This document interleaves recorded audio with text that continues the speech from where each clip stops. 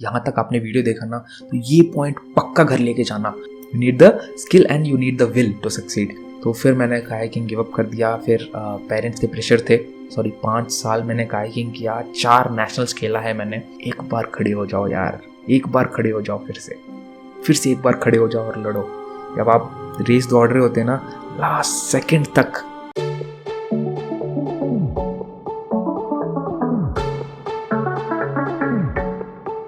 Hello friends, welcome back to the channel. I upload videos every Monday at 7 p.m. So subscribe the channel and stay tuned. I upload career related videos and motivational videos. So subscribe to the channel and stay tuned. So today I'm going to speak about, is sports a good career for me or not? So I'll talk about my life lessons. Why did I quit one of my sports? So let's get started.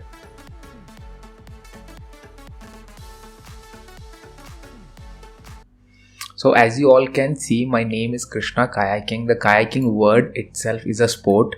If you are not aware, so if you know boat, so boat becomes boating. So if you do the activity, becomes boating. So kayak is a thin boat on which a person sits and pedals. The pedal is pivot. So basically pedal हाथ में रहता है. It's not attached to something. So there then you move the pedal and the boat moves. So इस तरह का जो एक boat होता है उसको कायाक बोला जाता है। और जब कायाक से जब हम करते हैं पानी में तो उसको कायाकिंग बोलते हैं। तो मेरा नाम वहाँ से कायाकिंग आया क्योंकि मैं ये स्पोर्ट करता था। So if most of you who know me they know that kayaking is a sport that I did and I was a national player in that and I was almost selected for international, although for some reasons I didn't go. So ऐसा है कि जो kayaking नाम आया है क्योंकि मैं उस टाइम पे इतना कायाकिंग करता था, तो इसीलिए लोग मुझे कृष्णा कायाकिंग नाम से बुलाते थे। और उस टाइम पे मेरा कोई सेकंड नाम है नहीं, तो इसलिए मैंने कायाकिंग दे दिया और kayaking just stayed with my name. So ऐसा है। मैं अपनी लाइफ के बारे में पहले बताऊंगा कि कैसे स्पोर्ट्स मेरे लिए बहुत डिफ़िकल्ट रहा।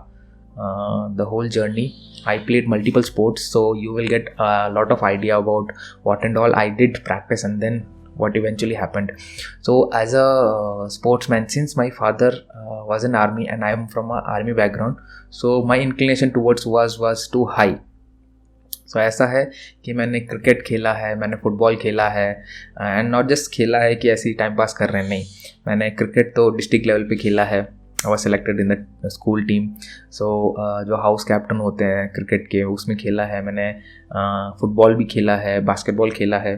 तो ऐसे कई स्पोर्ट्स मैंने खेले हैं एंड इवन हॉर्स राइडिंग किया है, स्विमिंग किया है। सो एट द एंड इन 2008 जब मैं 8th स्टैंडर्ड में था, तब मुझे मौका मिला कायाकिंग करने का। जब मैंने कायाकिंग स्टार्ट किया तो कायाकिंग में भी बहुत कठिनाई मिले, बहुत चैलेंजेस थे। बट देन इवेंचुअली कुछ टाइम बाद क्या कहते हैं, मैंने अच्छा करने लगा और बहुत मेहनत के बाद अच्छा करने लगा, तो उससे फिर मैं सेलेक्ट हुआ फॉर नेशनल्स। सो ऐसा है। देखो दोस्तों, बहुत लोग आप में से क्या कहते हैं स्पोर्ट्स में अपना करियर बनाना चाहते हैं।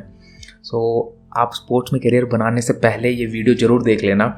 ऐसा है कि जो वहाँ कोचिंग की फ़ीस होती थी, जो ट्रेनिंग की फ़ीस होती थी, वो भी मैं खुद देता था। तो उस टाइम पे ऐसा तो नहीं है मैं कमाता था, तो उस टाइम पे मेरे पेरेंट्स से लेके मुझे देना पड़ता था। तो उस टाइम फ़ीस बहुत ज़्यादा थी मेरे लिए। तो ये होता है कि आप लोग क्रिकेट करते हो, फुटबॉल करते हो, कुछ भी करते हो, वो स्पोर्ट अपने आप में एक्सपेंसिव हो जाता है क्योंकि कोचिंग करनी है आपको। बिना ट्रेनिंग के आप कुछ कर नहीं सकते ऑब्वियसली, ठीक है। एंड इट इज़ एक्सेप्शनल होते हैं जो लोग क्या कहते हैं बिना किसी कोच के कुछ कर जाते हैं, और इट इज़ वेरी टफ, ठीक है। आपको गाइडेंस मिलेगी तो आप अच्छे से कर पाओगे। तो ऐसा है, ट्रेनिंग के लिए आपको क्या कहते हैं कोचिंग जानी पड़ेगी। फिर जो इक्विपमेंट्स होते हैं वो बहुत एक्सपेंसिव होते हैं, चाहे वो फुटबॉल ले लो, क्रिकेट ले लो, या क्रिकेट में ज़्यादा, फुटबॉल में कम है, बट फिर भी जो इक्विपमेंट्स होते हैं वो महंगे होते हैं। बैडमिंटन में जो इक्विपमेंट्स होता है महंगे होते हैं। तो आपको देखो कायाकिंग करने के लिए एक लेक चाहिए, तो आपको लेक जाना पड़ेगा, चाहे वो घर से थोड़ा दूर ही हो। फिर वहाँ पे कोचिंग इंस्टीट्यूट रहेंगे, वहाँ पे जिम रहेगा, वहाँ पे ये सब रहेंगे। तो एक आपका फीस हो जाता है, फिर उसके बाद इक्विपमेंट्स हो जाते हैं। इक्विपमेंट्स बहुत एक्सपेंसिव होते हैं। और डाइट, तो मैं वेजिटेरियन हूँ, मेरे लिए डाइट और डिफ़िकल्ट हो गया। ठीक है। तो मेरे लिए जब डाइट डिफिकल्ट हो गया तो वेजिटेबल्स में आपको ड्राई फ्रूट्स खरीदने पड़ेंगे जो बहुत एक्सपेंसिव होते हैं, प्रोटीन होते हैं, डिफरेंट कई तरह के सप्लीमेंट्स होते हैं, वो लेने पड़ेंगे, तो वो बहुत एक्सपेंसिव होते हैं, तो वो सब लेना है आपको, ठीक है। एंड ऊपर से ये सब ऑलरेडी बर्डन बन चुका है पेरेंट्स पे, ठीक है। जिनके पेरेंट्स अबव मिडिल क्लास है तो ठीक है, बट जो मेरी तरह मिडिल क्लास हैं या लोअर मिडिल क्लास हैं तो उनके लिए बहुत मुश्किल होता है स्पोर्ट्स करना, इतना आसान नहीं है स्पोर्ट्स। आपको मैं कुछ डार्क साइड्स बताऊँ ना स्पोर्ट्स के, कायाकिंग में जो मैंने फेस किए थे, क्या कहते हैं, आप माने या ना माने, क्या कहते हैं, जो इवेंट हो रहा है उधर, समझ लो 200 मीटर्स का स्प्रिंट है, ठीक है, या 500 मीटर का जो स्प्रिंट है, चाहे वो सिंगल इवेंट हो, डबल इवेंट हो या 4 इवेंट हो, उस इवेंट के लिए भी हमें पैसे देने पड़ रहे थे। इवन जो स्टेट जिसको हम रिप्रेजेंट कर रहे थे, ठीक है, उस स्टेट ने भी रिस्पॉन्सिबिलिटी लेने के लिए मना कर दी, ठीक है। तो हम इवेंट के पैसे दे रहे थे, जो ट्रेन बुकिंग करके हम गए नेशनल के लिए, वो ट्रेन बुकिंग के पैसे हमने दिए हैं, पैसे क्या दिया, हमने बुकिंग किए हैं। और परिस्थिति इतनी ख़राब हो कि जो वहाँ ट्रैक शूट पहनने हैं वो ट्रैक शूट भी हमने सिलवाए अपने खुद पैसे से।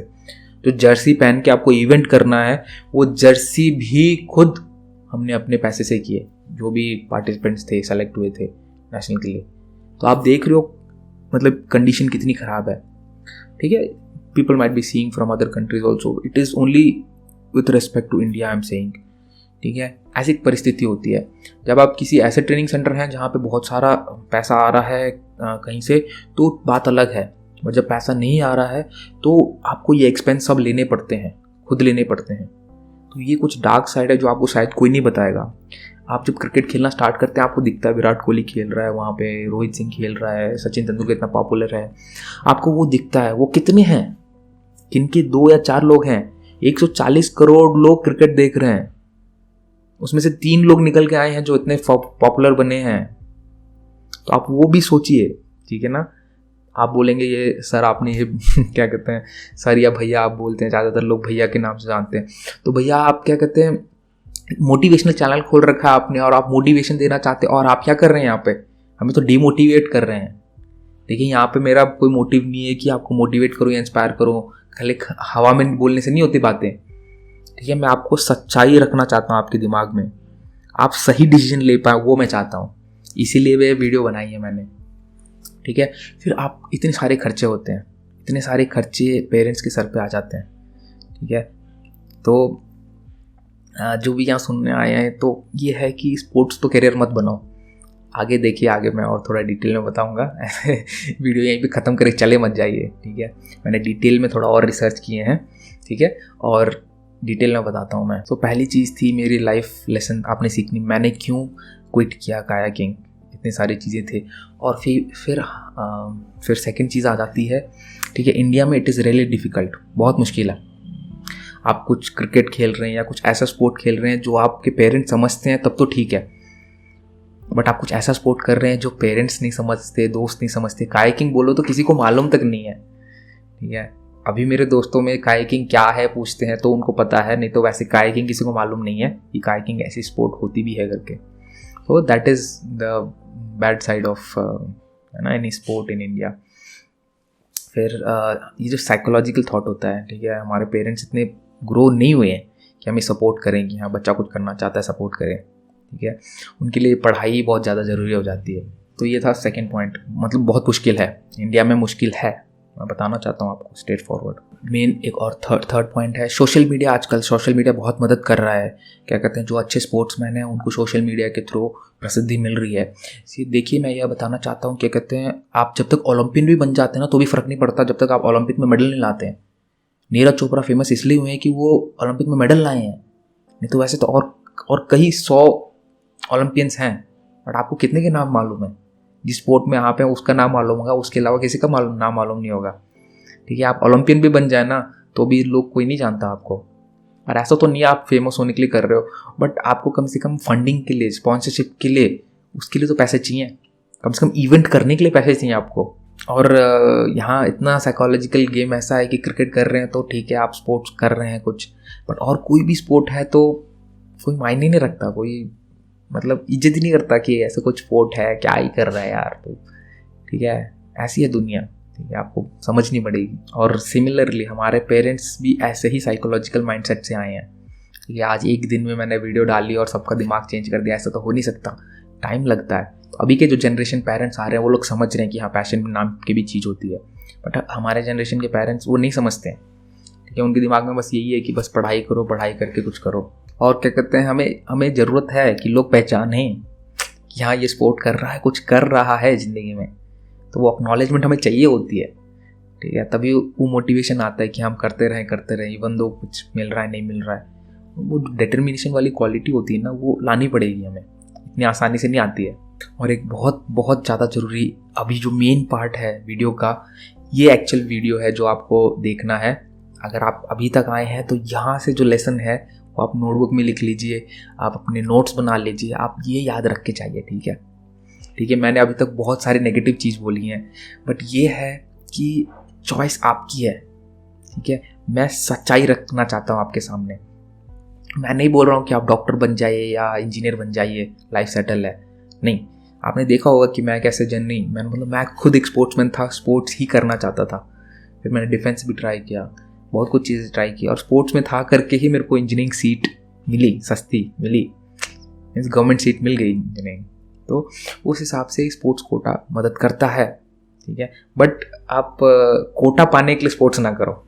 ठीक है, आपका इंटरेस्ट है, पैशन है उस स्पोर्ट्स में, तो आप कीजिए।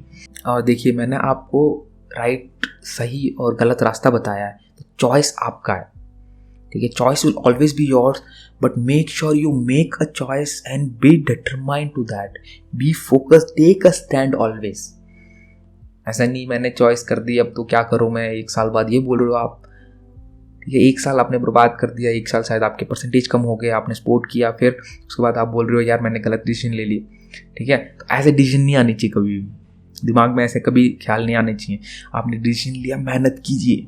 ठीक है, वो बोला जाता है ना, if the plan doesn't work change the plan not the goal. ठीक है, गोल मत बदलिए, आपको गोल जीतना है कि हाँ ओलंपिक मेडल जीतना है, मुझे नेशनल मेडल जीतना है, ऑब्वियसली लॉन्ग टर्म गोल हो जाएगा ओलंपिक मेडल जीतना, पर उससे नीचे नीचे आते आते स्टेट चैंपियन बनना है, मुझे नेशनल चैंपियन बनना है, फिर मुझे एशियन चैंपियन बनना है, फिर वर्ल्ड चैंपियन बनना है, फिर ओलंपिक चैंपियन बनना है। धीरे धीरे एक एक माइलस्टोन करते जाइए। राइट डाइट लीजिए, टेक द राइट डाइट जो रिक्वायर्ड है। ठीक है, राइट अमाउंट ऑफ प्रोटीन। और तो वेजिटेरियंस तो आप लोग देख रहे हैं, तो क्या कहते हैं, सही तरह से डाइट लीजिए। वेजिटेरियन में भी बहुत कुछ है, आप मेरे बॉडी स्ट्रक्चर देखेंगे ना तो आप कोई बोलेगा नहीं कि वेजिटेरियन हूँ मैं। ठीक है, तो वेजिटेरियन भी बहुत कुछ कर सकते हैं। आजकल बहुत सक्सेसफुल स्पोर्ट्समैन मैंने देखे हैं जो वेजिटेरियन हैं। ठीक है, बहुत कुछ है वेज में भी। मैं ये बताना चाहूँगा कि ऑलवेज हैव प्लान बी। आपका एक सेकेंड बैकअप प्लान होना चाहिए जब आप स्पोर्ट्स एज ए करियर कर रहे हैं। और आप स्टूडेंट्स हैं तो प्लीज़ इस बात को ध्यान दीजिए कि आपका प्लान भी होना चाहिए, चाहे वो कॉमर्स साइड में हो, आर्ट साइड में हो, किसी भी साइड में हो, आपका प्लान भी होना चाहिए। और आप उस स्किल को डेवलप करने मेहनत करनी चाहिए।